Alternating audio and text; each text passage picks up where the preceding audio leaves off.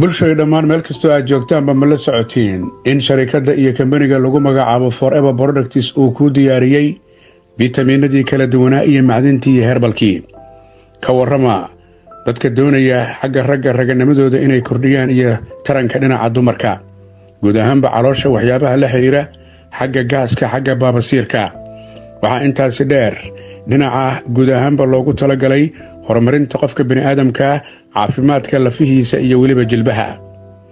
dadka qaba macaanka dadka qaba dhiikarka iyo dadka qaba subaga beerka intaba waxaa loogu talagalay waa vitamins iyo guud ahaanba caafimaadkiisa agab markaasi horumarinaya dhibkana ka qaadaya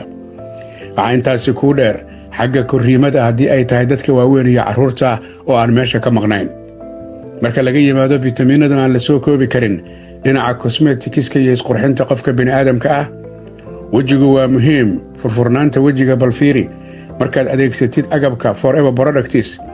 wejigaaga waxaa ka qaadmaya guud ahaanba finanka mugdiga ku jira iyo haaraha iyo weliba gudguduudka waxaa intaasi dheer guud ahaanba qurxinta guud ee Forever Products waxyaabaha ay soo saarto aad kala kulmi doontid horumarinta ilkahaaga iyo dhoolla caddayntaada iyo caafimaadka ilkuhu waa muhiim saabuunta noocyadeeda kala duwan haddii ay tahay cadarrada ragga iyo dumarkuba ay isku carfiyaan oo Forever Products ay kuu soo diyaarisay dadka miisaanka uu saaran yahay ee burbuuran rag iyo dumar si fudud ayaa miisaanka uga dhacaya iyagoo adeegsanaya guud ahaanba waxyaabaha Forever Products ay u diyaarisay dadka dhuudhuuban miisaankooda doonaya inay kordhiyaan waa loo hayaa qaabkii iyo sidii ay ku korin lahaayeen si fudud dadka doonaya caloosha oo keliya inay wax ka qabtaan oo ay caloosha iska yareeyaan Forever Products ayaa u diyaarisay wax walba